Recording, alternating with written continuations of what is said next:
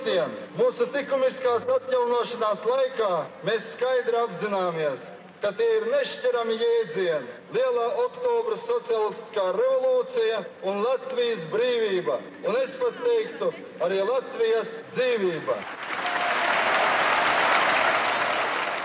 Pēckara gados mēs jautām, ka Latvijai nav nākotnes. Bezspēka apziņa stiprināja šīs drūmās nojautas. Samierināšanos ar likteni mēs uzdevām par piesardzību, un šī īpašība tikai darīja mūs paklausīgākus. Kad pirms 5 gadiem pasaules pēdējā koloniālā impērijā sākās padomju varas pašatjaunošanās, saukta perestroika, pēkšņi likās, nu mēs ņemsim likteni savās rokās. Ir beigusies pati karstākā Latvijas pēckara vasara, mūsu karogotās un dziesmotās revolūcijas sākums. Un nu ir rudens, itin kā ražas laiks, bet šis vēl nav ražas laiks.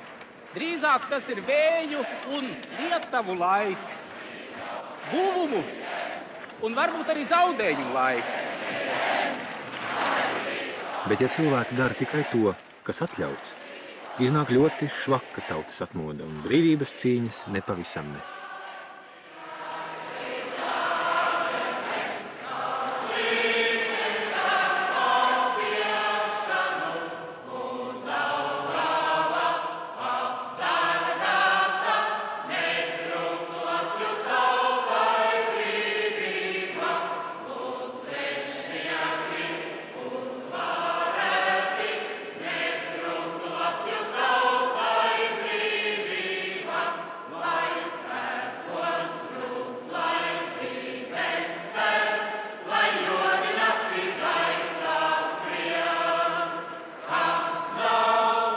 Ja šī ir atmoda, kāpēc mēs bailēs nesaraujamies, ieraugot, ka okupācijas gados esam sauguši ar savu lietuvēnu? Varbūt mēs vairs nesaskatām, kas mūs izmanto, un esam paši kļuvuši sev ienaidnieki. Man gribas teikt, šis bija latviešu tradicionālo ieroču puķu gads. Šis bija latviešu dziesmu gads, šis bija karogu gads, šis bija gaismas gads. Kristus stāsta ļoti pazīstamu līdzību par pazudušo dēlu. Kad jaunākais dēls uz tālu zemi aizgājis, bija visu savu mantu izšķērdējis, un bija liels bats. Tad pie atziņas nācis, viņš sacīja: es celšos un iešu pie sava tēva. Un sacīšu viņam: tēvs, es esmu grēkojis pret debesīm un pret tevi. Un viņš cēlās un gāja. Bet redzēja, viņam vēl tālumā esot. Viņa tēvs to ieraudzīja un steidzās tam pretīm. Āmen.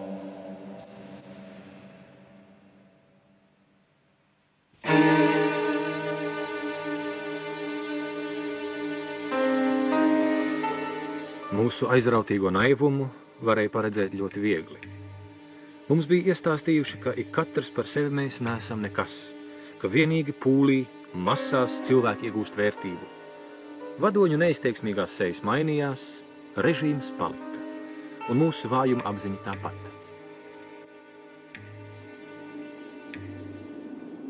Perestroika, kas uzdevās par tautas atmodu, pārsteidz mūs nesagatavotus, jo mēs sirdī bijām samierinājušies ar likteni, kas lēmis mūs iznīcināt. Tāpat kā ainu krūmiņi no Launkalnes karavīriem. 1949. gada 26. martā no šīs te mājas aizved mansauģu vecākus. Es toreiz nebiju mājā, un mani arestēja 1950. gada 24. oktobrī. Formās tērpti vīrieši, bruņojušies, un aizved uz Valmieras cietumu. Pamodos, spārdu kājām mani, nebūs nekāda gulēšana. Tad vienu nakti apmēram 20 cilvēku ved uz staciju. Ielika vagonā un aizved uz Rīgu, uz centrālu cietumu. Tad centrāla cietumā mani izsauca pie priekšnieka, un tas paziņoja, ka mani ir tiesājusi Maskavā Особое Sevšķāņijā un piespriedusi 10 gadus. Tad es prasīju, kā tā var notiesāt, ja cilvēks pats tieši nemaz nav redzējis. Tad man tās sabļāva labi un teica, tu turi muti un skaties, ka nedabū vēl vairāk.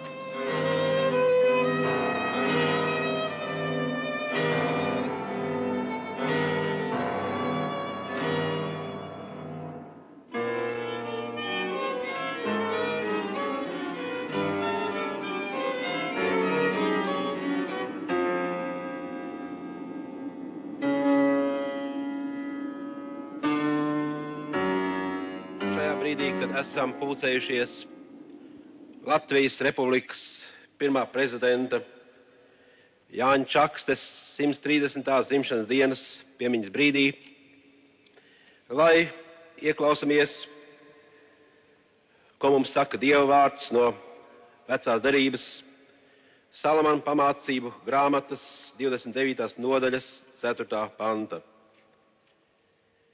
Īsts ķēniņš uzceļ savu valsti ar tiesu un taisnību. Āmen. Lūk, arī mēs šodien īstenībā ilgojamies pēc tā paša, lai beidzot šeit īstenotos tiesiska valsts, taisnīga valsts.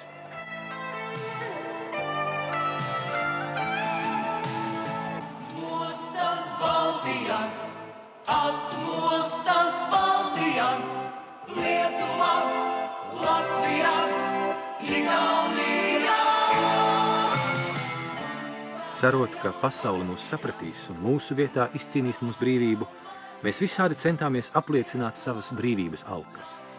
Mēs ticējām, ka Baltijas ceļa galā gaida atsvabināšanās no lielā brāļa despotijas, un kā arī Leiputrijas kalni ir tepat tūmā.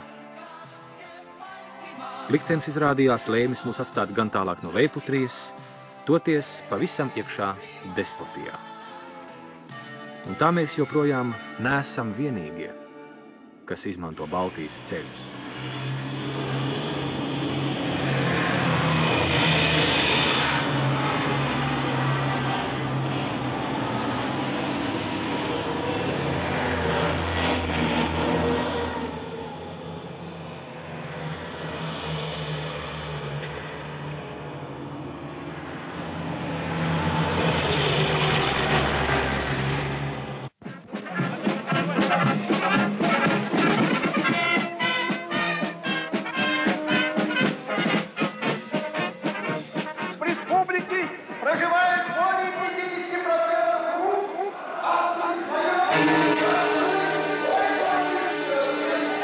Mūsu kolonizētāji. Mēs gan redzam atsevišķas sejas, bet šie cilvēki tikai pūlī apzinās savu vērtību un spēku sev aiz muguras.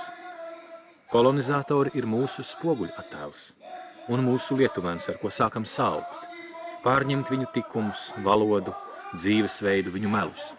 Padomju Savienības varenais spēks, biedrs Staļina tāļredzība ir devusi iespēju pasargāt Padomju Savienību no kara briesmas. Paplašinot viņas teritorijas robežas, ar to ir izrauti no imperialistu iespaidu un pasargāti no otrā imperialistiskā kara briesmām 23 miljonu cilvēku, kas apdzīvo Baltijas valstis, agrākās Polijas, Besarābijas un citas apgabalus. Kas būtu noticis ar šīm tautām, ja tās būtu izdevies imperialistiem ieraut karā, to nav iespējams vārdos izteikt. Tas būtu šo tautu bojāēji. No tām briesmām un katastrofas kādās mūsu valsts centās ieraut iznīcinātā putukrāta kliķa, mēs esam izglābti un pasargāti. Lai dzīvo Ļeņina Staļina partija!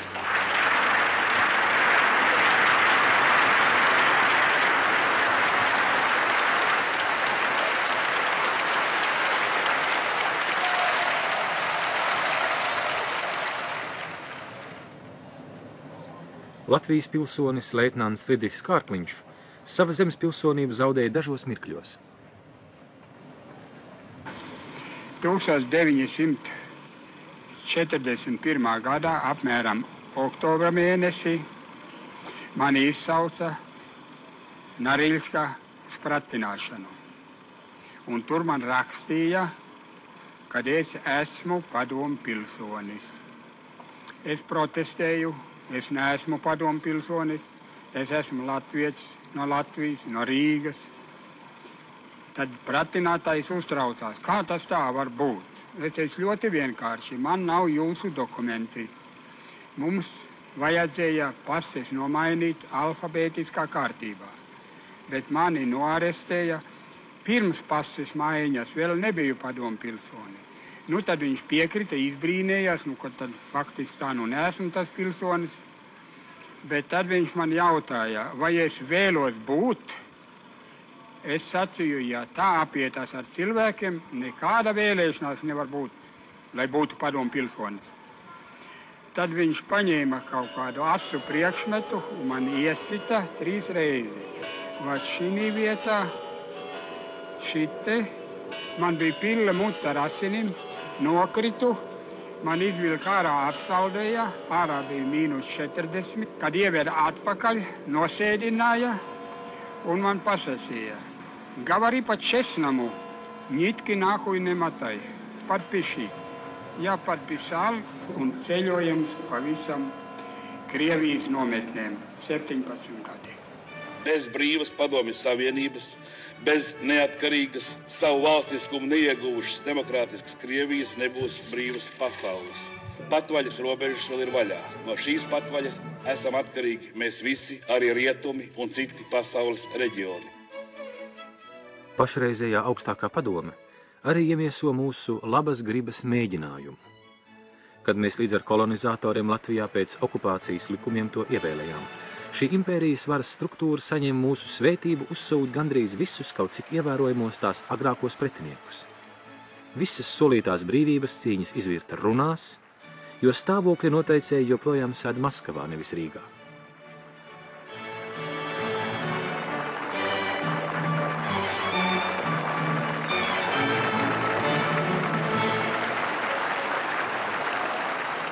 Godājamie Latvijas ļaudis!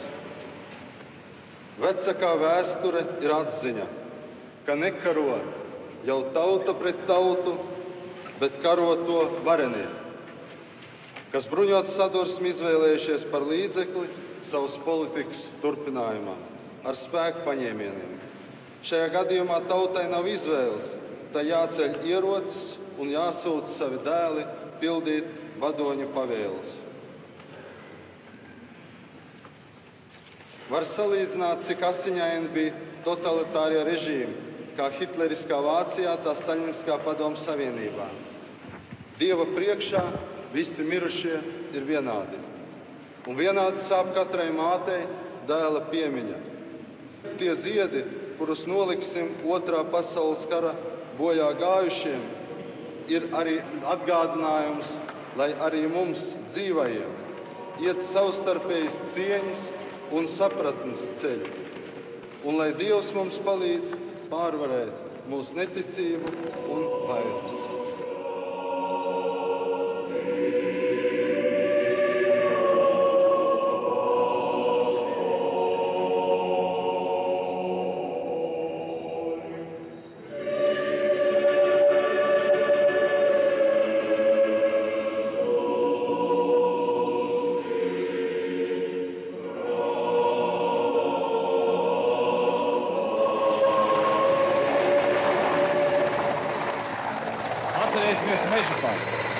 Atcerēsimies šeit mūsu demonstrāciju. Mēs sākam paši savām rokām veidot savu valsti.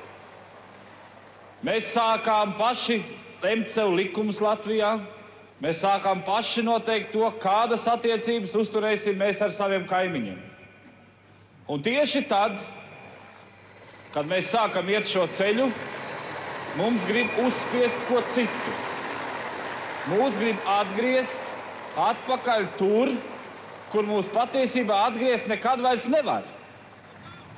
Tikai tad, ja mēs vienoti, skaidri un gaiši teiksim, mūs var spiest, mūs var liekt, bet mūs nevar iedzīt atpakaļ tur, kur mēs bijām, tajā dziļajā miegā.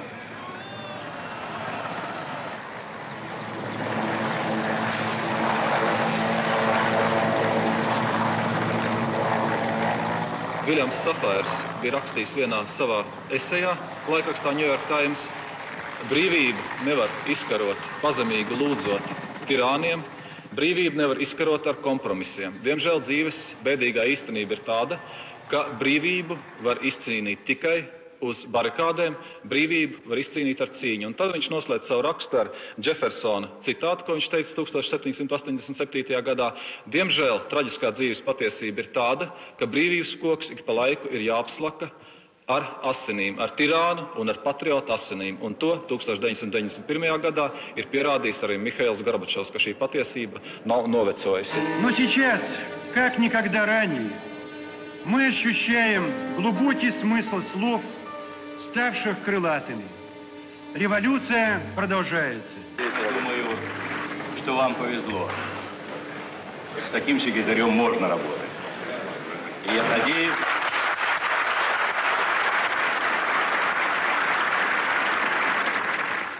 я надеюсь, та традиция, которая воспитала его и, по сути дела, является фундаментом жизненным, Борис Карлович. Думаю, если что-то получится, не соответствует, что будет не соответствовать этому, ну, смотрите, есть кому сказать? Есть кому.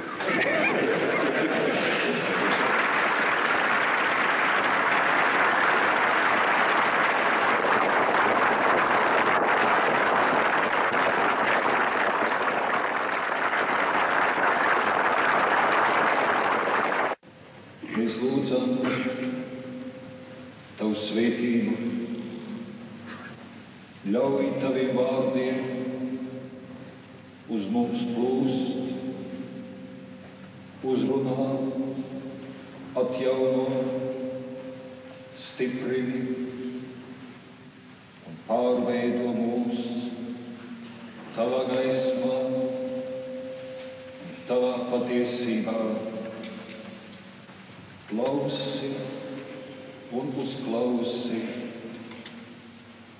savu bērnu, savas draudzes, savas tautas lūgšanu. Dievs, Tava zeme atkal deg.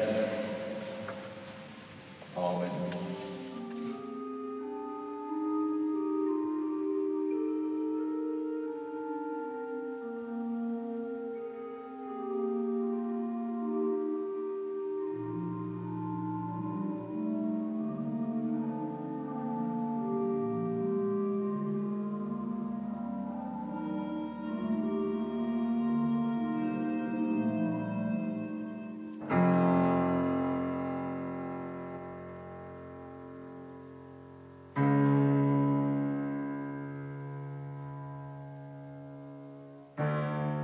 Senie atēnieši mitiskajam Minotauram labirintā ik 9 gadus ziedoja 7 jaunavas un 7 jaunekļus.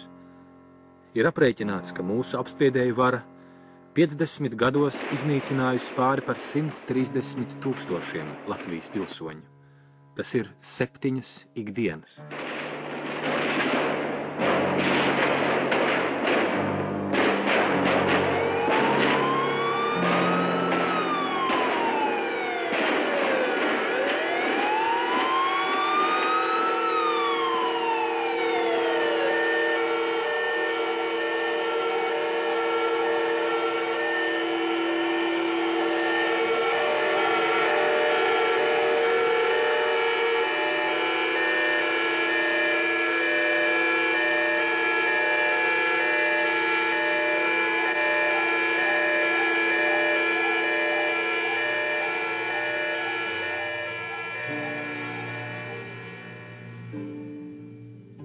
Mēs taču esam pārliecinājušies, ka ik katrs spēj būt karotājs. Un nelaime ir tā, ka mēs nepaļaujamies uz sevi. Vadoņu pielūgsme mūs nekad nav vedusi pie laba gala. Pazīmes rāda, ka no savām kļūdām mācīties mēs vēl neesam gatavi. Acīm redzot, atliek cerēt tikai uz Dieva brīnumu. Kad viņš nāks? Vai viņš nāks?